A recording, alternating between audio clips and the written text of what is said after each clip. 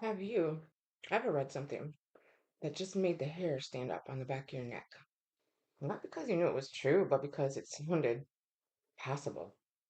Well, today we're going to look at one of the internet's most infamous documents. That document is called the Secret Covenant. Now, some people say it was written by the Rockefeller family or conspiracy theorists. There is no verified evidence that Rockefeller wrote it, but maybe that's the wrong question. Maybe the more important question is, why does this document continue to resonate in 2026 more than ever? Let's dive in it together.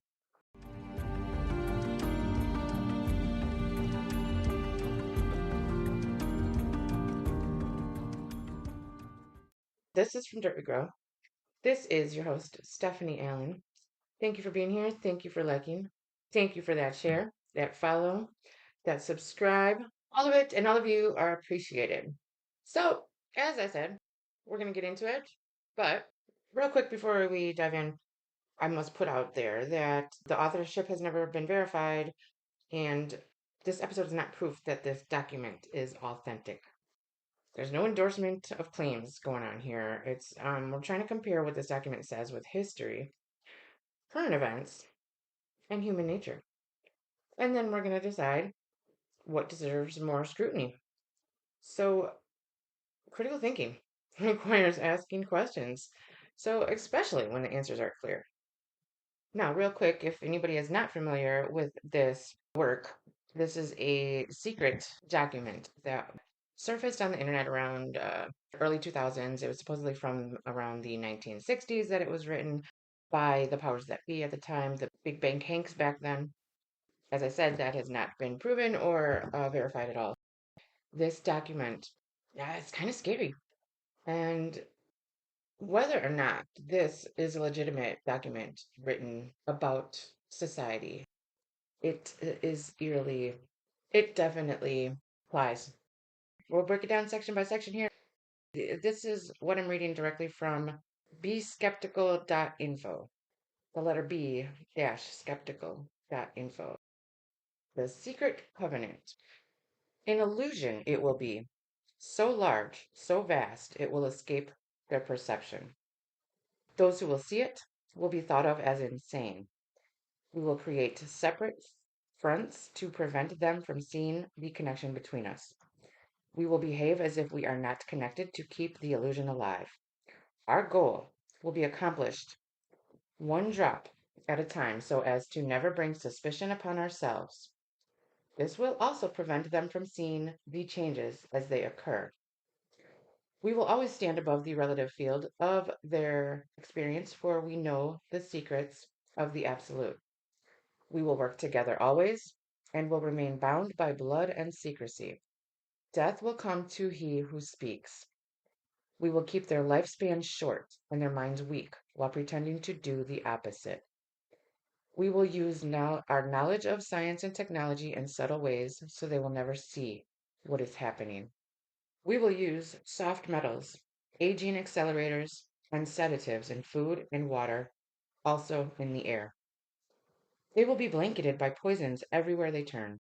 The soft metals will cause them to lose their minds. We will promise to find a cure from our many fronts, yet we will feed them more poison. Poisons will be absorbed through their skin and mouths. They will destroy their minds and reproductive systems. From all this, their children will be born dead, and we will conceal this information. The poisons will be hidden in everything that surrounds them, in what they drink, eat, breathe, and wear. We must be ingenious in dispensing the poisons, for they can see far. We will teach them that the poisons are good, with fun images and musical tones. Those they look up to will help. We will enlist them to push our poisons. They will see our products being used in film and will grow accustomed to them and will never know their true effect.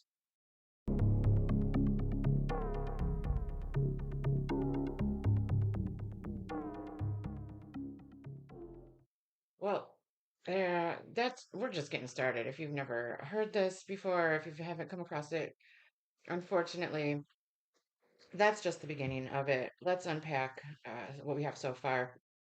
I mean, I want to say instead of asking whether this is true or not, let's ask what would the world look like if someone actually wanted this to happen? I I think we have our answer as far as look around today.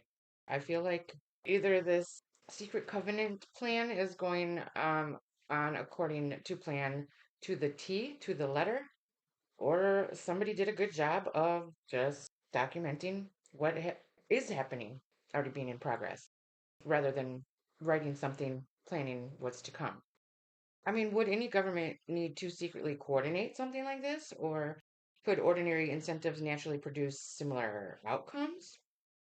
Power tends to accumulate and money tends to concentrate. So institutions protect themselves.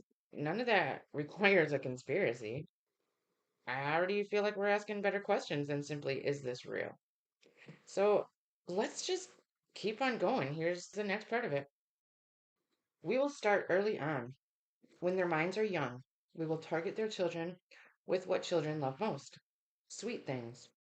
When their teeth decay, we will fill them with metals that will kill their mind and steal their future. When their ability to learn has been affected, we will create medicine that will make them sicker and cause other diseases for which we will create yet more medicine. We will render them docile and weak before us by our power. They will grow depressed, slow, and obese, and when they come to us for help, we will give them more poison. We will focus their attention toward money and material goods, so the many never connect with their inner self. We will distract them with fornication, external pleasures, and games, so they may never be one with the oneness of it all. Their minds will belong to us, and they will do as we say. If they refuse, we shall find ways to implement mind altering technology into their lives. We will use fear as our weapon.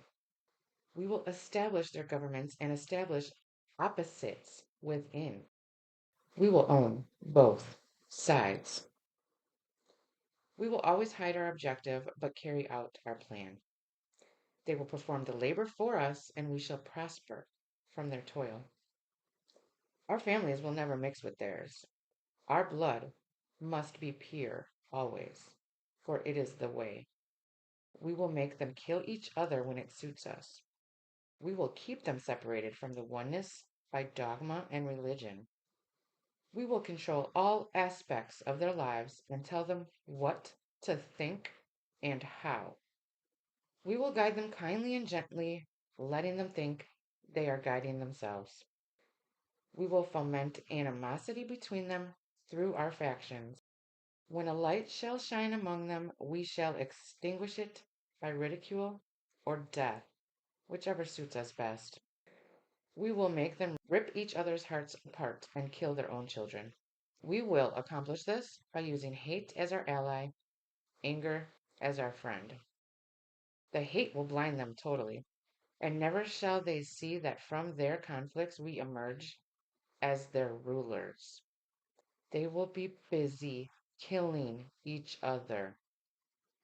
They will bathe in their own blood and kill their neighbors for as long as we see fit.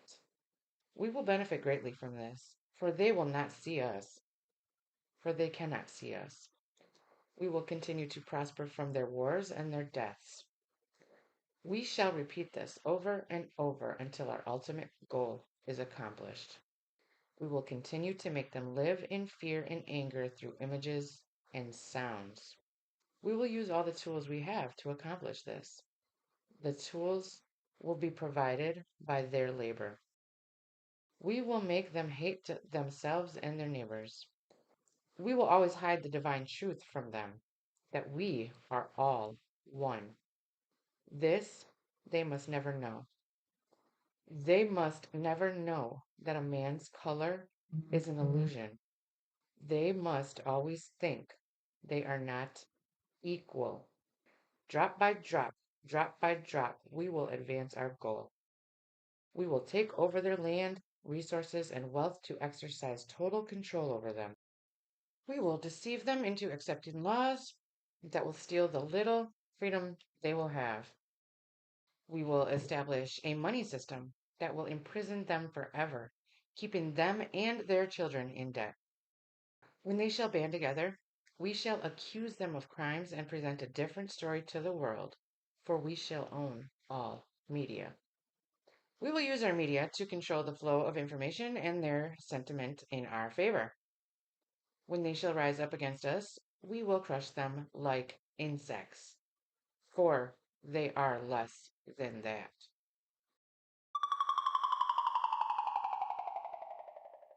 So now it's talking about education, media, information. This topic has become incredibly polarized, especially as of late.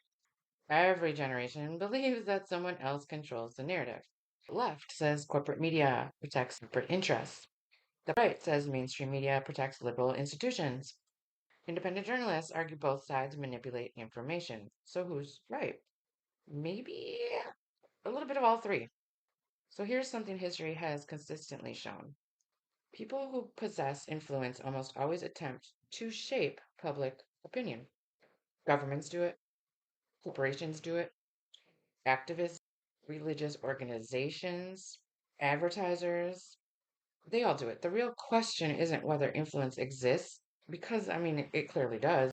But the better question is how much influence and how transparent is it? Who benefits? Now, those are questions worth asking, regardless of where you stand. And moving right along, yes, there is more. They will be helpless to do anything, for they will have no weapons. We will recruit some of their own to carry out our plans. We will promise them eternal life, but eternal life they will never have, for they are not of us. The recruits will be called initiates and will be indoctrinated to believe false rites of passage to higher realms. Members of these groups will think they are one with us, never knowing the truth. They must never learn this truth, for they will turn against us. For their work, they will be rewarded with earthly things and great titles, but never will they become immortal and join us. Never will they receive the light and travel the stars. They will never reach the higher realms, for the killing of their own kind will prevent passage to the realm of enlightenment. This they will never know. The truth will be hidden in their face, so close that they will not be able to focus on it until it is too late. Oh, yes, so grand the illusion of freedom will be that they will never know they are our slaves. When all is in place, the reality we will have created for them will own them. This reality will be their prison. They will live in self delusion. When our goal is accomplished, a new era of domination will begin. Their minds will be bound by their beliefs, the beliefs we have established from time immemorial. But if they ever find out they are our equal, we shall perish them. This they must never know in all caps. If they ever find out that together they can vanquish us, they will take action. They must never ever find out what we have done, for if they do, we shall have no place to run, for it will be easy to see who we are once the veil has fallen. Our actions will have revealed who we are, and they will hunt us down, and no person shall give us shelter. This is the secret covenant by which we shall live the rest of our present and future lives, for this reality will transcend many generations and lifespans. This covenant is sealed by blood, our blood. We are the ones who from heaven to earth came. This covenant must never, ever be known to exist. It must never, ever be written or spoken of, for if it is, the consciousness it will spawn will release the fury of the prime creator upon us, and we shall be cast to the depths from whence we came, and remain there until the end of infinity itself. Yes, that brings us to the end of this fascinating piece of writing. I feel like the most psychologically interesting part of the whole document is the division, fear, the conflict. I mean, think about the last month, much less the last year and a half. How many headlines made you angry or made you feel afraid? And how many have encouraged understanding instead? Fear captures attention. It's a whole cycle, you guys. Fear captures attention. Attention drives advertising. Advertising drives revenue. And political campaigns know this. News organizations know this. Social media, activists, they all know this. The more emotionally charged the message, the further it spreads. We like drama. Now, that doesn't mean that every frightening story is false. It means that fear has market value. And once fear has value, we have the incentive to produce more of it. Knowing that, the secret covenant content is very similar to the content of the protocols. These are the protocols of the learned elders of Zion. And according to Wikipedia, the protocols of the elders of Zion is a fabricated anti Semitic text purporting to describe a Jewish plan for global domination. However, the correspondence between the protocols and fulfillment is just too much to be set aside and dismissed. Now, the presumption is strong that the protocols were issued or reissued at the first Zionist Congress held at Basel in 1897. The book in which the protocols are embodied was published by Sergei Nilus in Russia in 1905. Now, a possession of a copy by anyone in the Soviet land was a crime sufficient to ensure the owners of being shot on sight. If the government felt that that was something that was needed to be put into place as a law, how could we possibly expected to believe that these protocols are a fabrication? Yeah. So I want to just say that the table of contents of these protocols, it's revealing. Let's just say it's very revealing. I'm going to break down the table of contents for you. And each chapter is labeled protocol. So we got protocol 1, the basic doctrine, followed by protocol 2, economic wars, followed by 3, methods of conquest. Fourth is materialism replace religion. 5, despotism and modern progress. 6 is takeover technique, followed by worldwide wars. 8 is provisional government. 9, re-education. 10, preparing for power. 11, the totalitarian state. Control of the press is next. Then we've got distractions, assault on religion, ruthless suppression, which is followed by brainwashing, abuse of authority, arrest of opponents. Protocol 19, rulers and people. 20 is financial program. 21, loans and credit.